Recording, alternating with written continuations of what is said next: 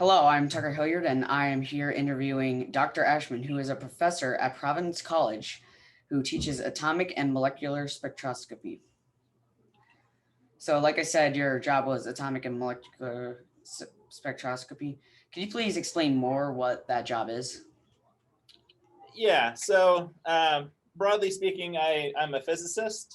So I went to college and studied physics, and I teach courses at the college across the range of topics that relate to physics. Uh, my area of study when I went to graduate school was spectroscopy. And what that means is that we use light to study matter, and we look at the interaction between light and matter. That matter is often atoms and molecules, so we contain them usually in some sort of chamber. And the light that we use is generally specialized, so it's usually coming from a laser. And we use lasers because we can control the wavelength very accurately, and we control the direction that it goes very accurately. And then we can look to see, is that light absorbed? How do the atoms and molecules then respond to it? Do they get excited and then give off some other wavelength of light?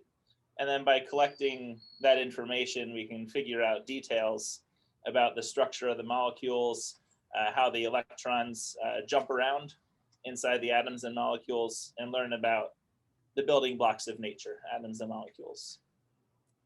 All right, thank you. May I ask, could you describe a typical day at your job? Yeah, so my job is probably teaching first. So a typical day, I'll arrive at work usually in the morning. The schedule varies day to day teaching at a college. So I will have some times where I start first thing in the morning. I usually prefer those early morning classes.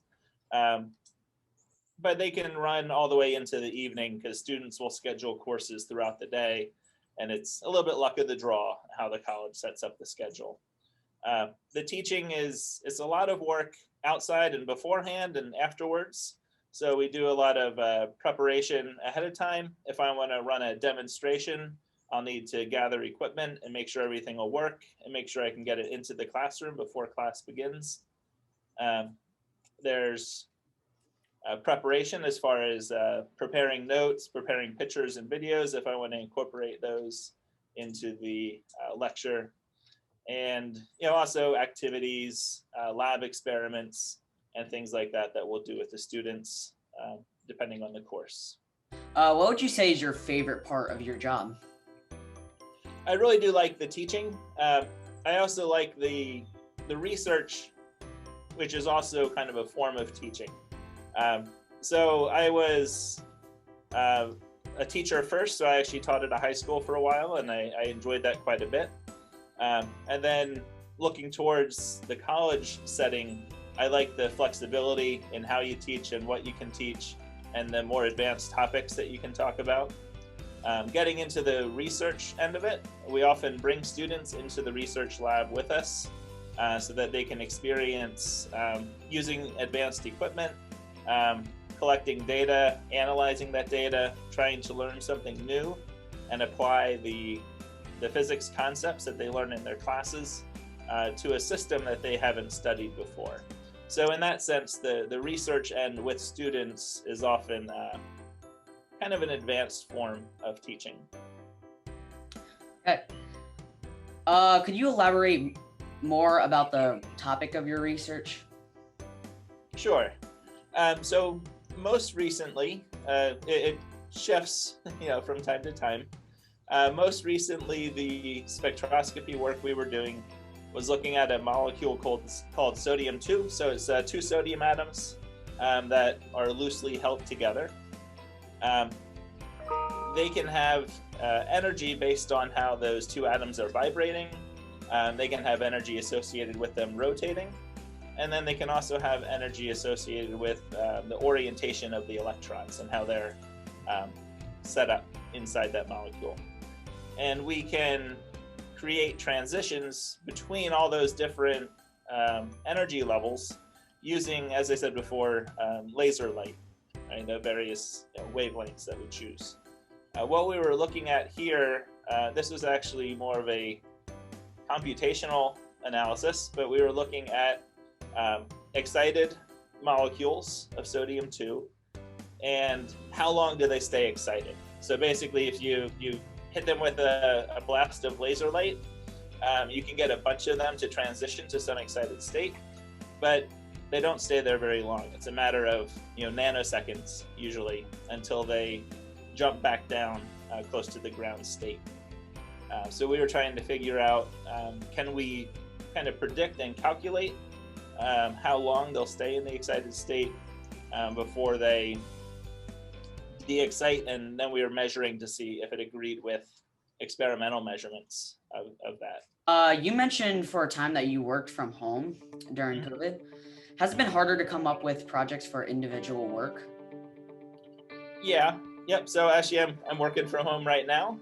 So probably at the beginning of 2020, in March or so, everybody got sent home. All the students got sent home. Faculty were asked to not come in, at least for some extended time. And I was trying to work on a research project with a colleague at the time. And I can't bring that big equipment home with me.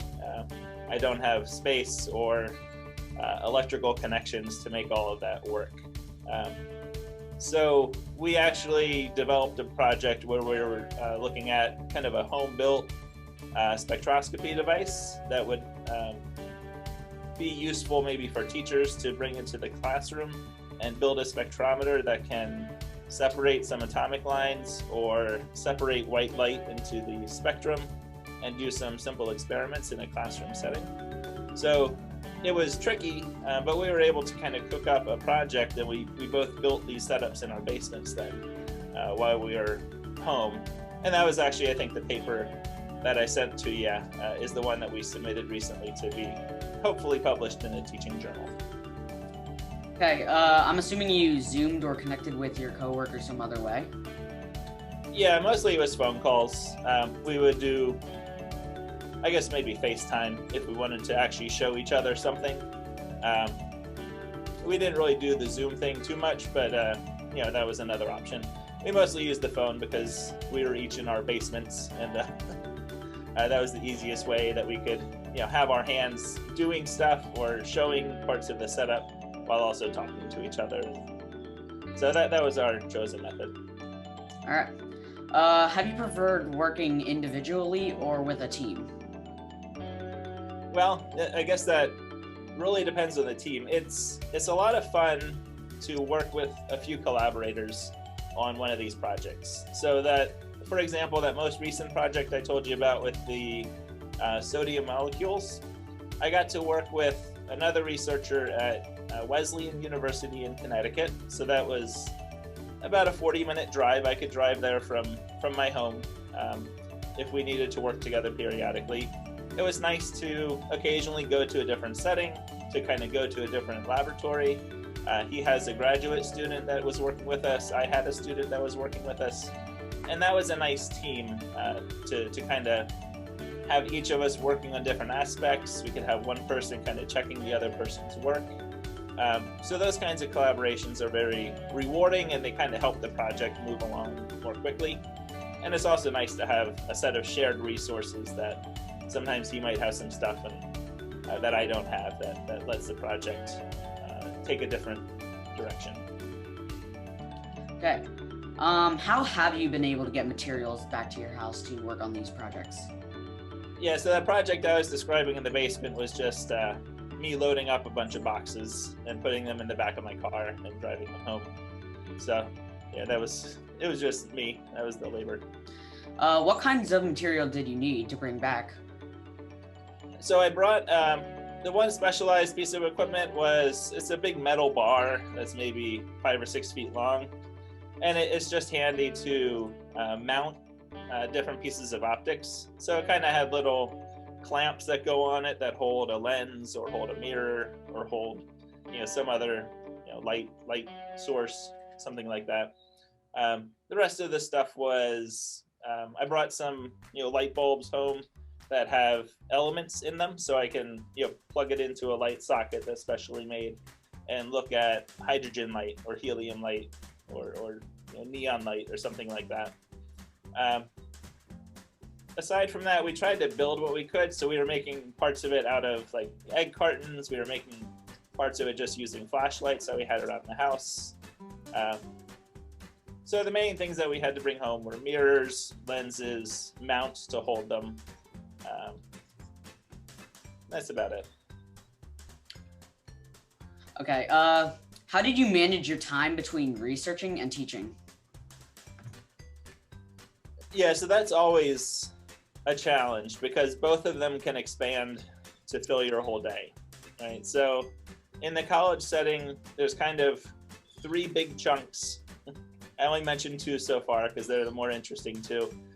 You have teaching, and especially when you first start, that's the biggest chunk because there's deadlines like almost every day. You have a next class to get to. You have work to look at that students gave you from previous meetings. So the teaching is usually the biggest chunk in the day, especially when you're first starting out. But there's also demands on your time to do research, to work with students, and you really do need to kind of schedule it in. So that's one approach that I take is I will block off a set of hours where I say, I'm going to do research now, whether that's me reading papers or going into the lab and manipulating equipment. So I really try to stick to a schedule where I dedicate some time towards the research. And then the teaching kind of fills in all the space around it, right? There's, of course, dedicated time when I'm in the classroom, but then there's all that prep time, there's grading things, there's getting papers back to students. And that third chunk I didn't mention yet was, they call it service at the college, but basically it's working on committees to help aspects of the college, either in your department or college-wide or outside of the college. So they look for service events where you might go out into the community. We did some events where we would kind of go out to publicize and talk to the public about the 50th anniversary of the moon landing and things like that. Or there's a local high school that lost their physics teacher. So I was working with the substitute to kind of give them ideas on how to teach physics topics and stuff like that. So those are the three big chunks. You had to kind of dedicate time to the research, and then the teaching extras all fill in around. And you always end up wishing you had more time. That's life. Yep. What would you say is most challenging about this new work environment? It's really the uncertainty lately. So when you have a nice set schedule and you can kind of plan ahead and you can say, okay, I know what I'm doing this week. I can kind of look and see what the next few topics and events and activities are going to be for the next week or two. That kind of sets you in motion, and you can kind of proceed in a fashion where you know what to expect. But then, for example, earlier this semester, we all of a sudden got a message that a bunch of students had tested positive, and the college was going to close for 2 weeks. The students were going to be asked to stay in the residencies, and then we're going to teach remotely and just adapt. So those kinds of things make it quite difficult when you don't quite know what's coming, and then all of a sudden everything you had planned changes. Yeah. So I'm assuming that your workplace is taking COVID seriously?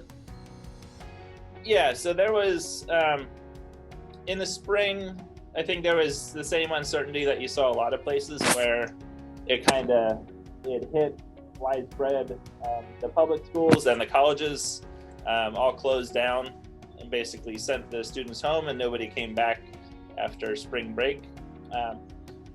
But that set in motion a whole lot of work all over the summer, where they formed a bunch of committees. They had public health people coming in to help them figure out how to hold classes safely, how to bring students back to campus safely, what level of testing will they need to implement. currently, when students come back to campus, everybody had to get tested within the first day or two of arriving. They were quarantined until they got a test that was negative. They rented local hotel space to quarantine students that needed quarantining. And like every 2 weeks, the faculty get tested. I think it's 2 weeks, the students get a test. So they're testing a lot. All the data is very public. Like you could Google it if you wanted, and see the Providence College testing numbers and results on a daily basis. So they're both being proactive, but also very open and forthcoming with the information. Okay, can I ask, how is in general the pandemic, how is it in general in your area? Well, it looked good for a while. We were one of the states that had lower numbers up in New England. We were doing pretty good, and Rhode Island's tiny, so we tend to go where Massachusetts goes, because we have a big border with Massachusetts and we're a little state. So things were going quite well, but it looks like recently over the last couple of weeks, things have been ramping back up. Not just here, it seems to be a pretty nationwide thing that the numbers are ramping up, but that's getting us as well. And we have, I don't know if it's daily anymore, but very frequently the governor is on kind of giving updates and talking about, don't lose focus, don't start having social gatherings, don't go wild on Halloween and stuff like that. So, I think we were doing pretty well. People were doing a good job with distancing. I see people with masks on most of the time in public.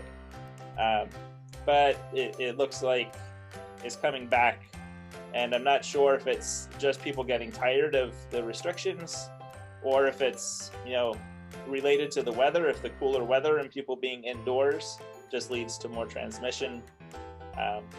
But we're seeing the same climb that's happening in a lot of places. Yeah, I could certainly say here in Pennsylvania, we're also having that climb come back again. Yeah, it's unfortunate. Yep. So, other than your love of teaching, which you said, what led you to picking this job? Do you mean in particular at Providence College, or do you mean teaching at college? Yeah. Well, so yeah, like I said, I did love teaching, and I taught at Wilson High School, not too far from you guys, for like 3 years. What motivated me to transition is I wanted to teach more variety in the sciences and in the physics field. I wanted to teach higher level, more advanced topics, and I also wanted to mix in some amount of research. Now, when you look at teaching at a college, you can either go to a place where the research is the majority of your job. Those are called R1 institutions, the big research institutions, or you can go to a place where you're mostly a teacher, but also mix in some other stuff like the research and the service stuff. What I really wanted to do was continue with the teaching, but also mix in the research, and the teaching at a college let me do that. In particular, Providence College is a good place to work, and it's on the East Coast, so it didn't take me too far from family. Okay. Is there something that you have learned that you wish you knew in middle school? I wish I knew in middle school. Well, so much, I guess. The more challenging part here would be remembering back to middle school and what did I know at the time. Yeah, I think really in middle school I was trying to find my way. I was trying to figure out social dynamics and how to make friends and be a good friend and interact with peers. But I think at the time I even knew then that I liked science and math and things like that. So, if you had asked young Seth, what's he gonna do? I might have already been looking towards some sort of job in where I can use science and math. But I probably wouldn't have had a very clear idea of what I wanted to do. The words of advice to me as a middle schooler. I don't know. I guess just enjoy yourself, enjoy your time in school. Go out and do the activities, like do the extracurriculars and things like that. Might have been something I would have told young me, just because those school years fly by. There's a lot of interesting aspects outside of just what you learned in the classroom, to do activities after school, join sports, join other clubs, and kind of make the most of that time, because there's a lot going on, and it's easy to miss it if you don't seek it out. Okay, could you please explain your experience learning at Bloomsburg when you were studying there? Sure. Well, Bloomsburg was a good place to go to school. We had a smallish department, so when you get into a college, you of course can take classes from all over the college, which really kind of spreads you out. You can kind of learn different topics in different places. But once you pick a major, you kind of have a home base in a sense. So learning at Bloomsburg, it was, I think, about 10 or 12,000 students at the time. So it feels like, especially going from, I don't know if you're aware, I went to Tulpehocken High School, so not too far from you guys. It was going from a very small school to a considerably bigger setting. But the, lost my train of thought. Yeah, the department I was in, the physics department at Bloomsburg, was kind of close-knit. There was, 8 or 10 majors per year coming through. So it was a small enough group that we really worked closely together. We were able to work closely with the faculty members in the department, and it basically made for kind of a small family type setting in the context of the bigger college.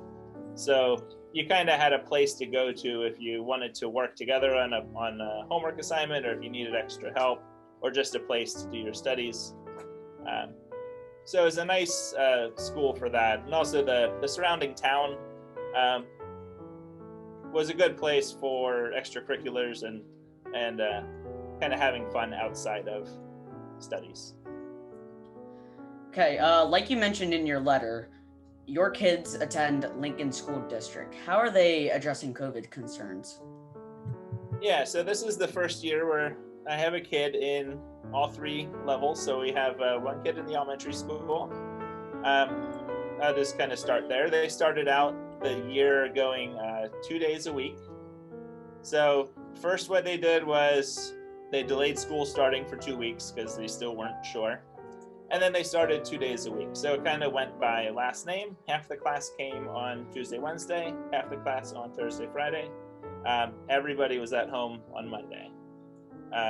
And then, so that lets them spread out the furniture. They did the same thing pretty much that we did at the college. The furniture got spread out, about half the desks got removed and stored elsewhere. Everybody wears masks the whole day. When possible, they would go outside, although it's kind of getting a bit cold for that right now. And then they were also asking families, if at all possible, to drive their students to work. So that was kind of a big scheduling shift for us to be able to drive all of our kids to school on the days that they needed to go. Actually, just starting this week, the school is trying to go 4 days a week. So he's started going 4 days a week now. My daughter's at the middle school. They're still going 2 days a week. And my other daughter's at the high school, and they're still going. No, they just started 2 days a week, and then 3 days every other Monday they go in. So the schedule's a bit of a mess, but they're trying to slowly bring them back more and more where they can. Yeah, that's the same what's going on here. We actually, from the beginning of the school year, we were just going in all days. You could either be virtual or non-virtual. And yeah, and we are also trying to take steps to getting back. So we're allowed to move to our encore rooms for our specials. Oh, okay. Yeah.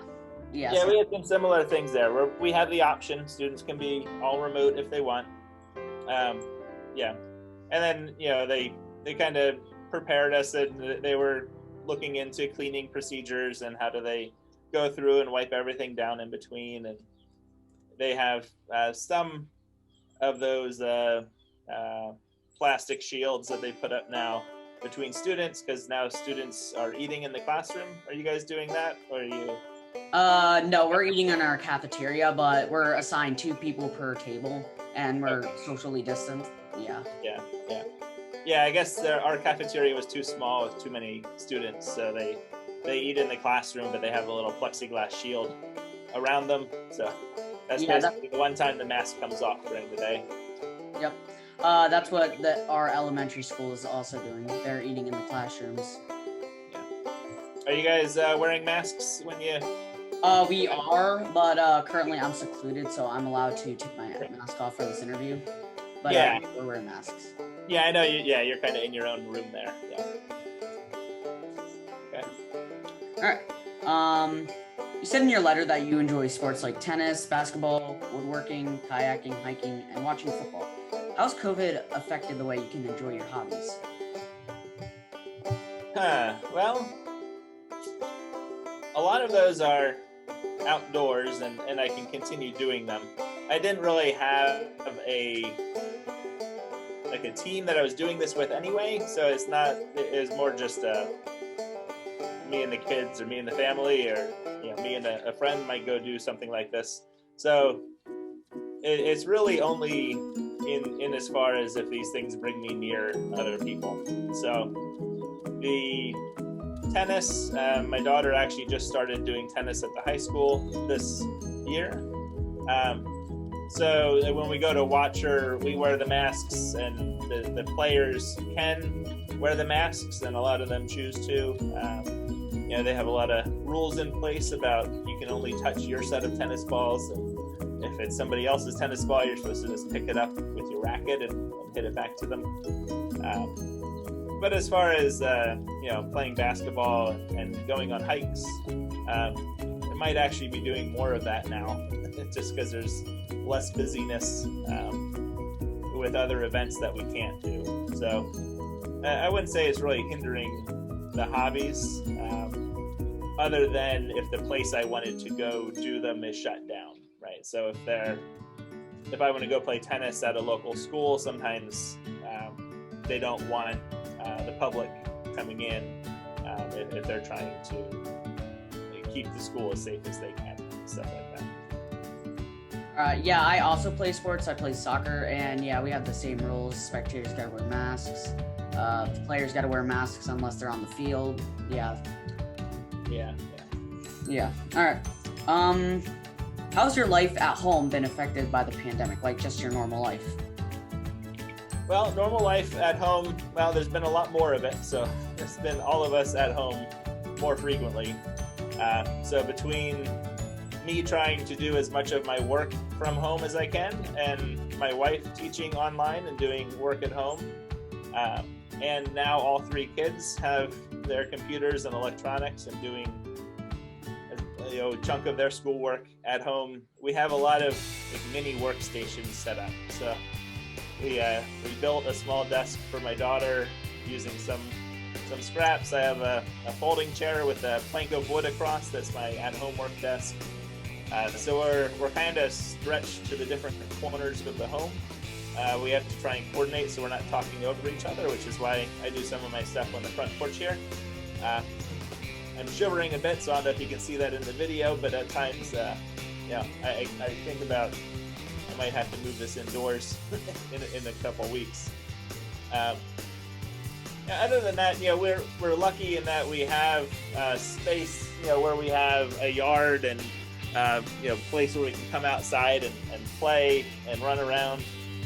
So we've often talked about the differences for people where it's hard to imagine living in a dense city where maybe you're up in an apartment building on an upper floor, and really no outdoor space. You can't go even out into the hallway and in the elevator without being in a shared space. So we feel pretty lucky in that sense that we have, some green space around us that our family can spread out if we need a little alone time or a little outdoor time. That's been pretty good, even though, 5 of us here, you might expect to grate on each other after a while, but it's been going pretty well. Yeah, I do also feel bad for the people who have to live in apartments. Again, I cannot imagine staying in a small of a space for that long.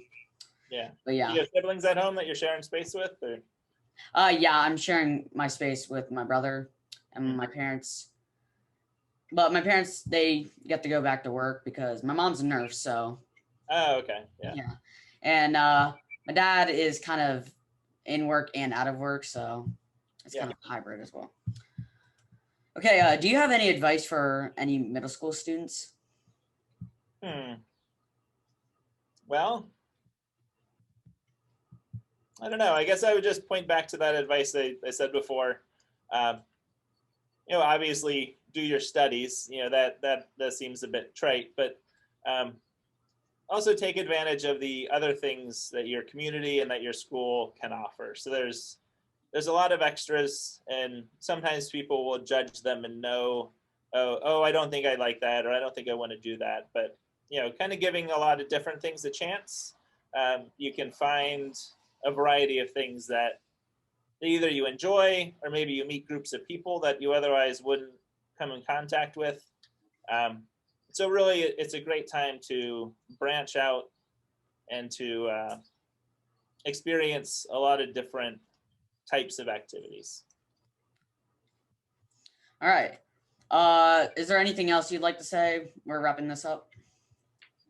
No, thank you for the interview. It was a good set of questions and pleasant conversation. Yeah, thank you very much.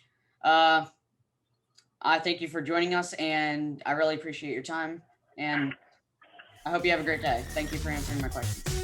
Sure, no problem. Thank you.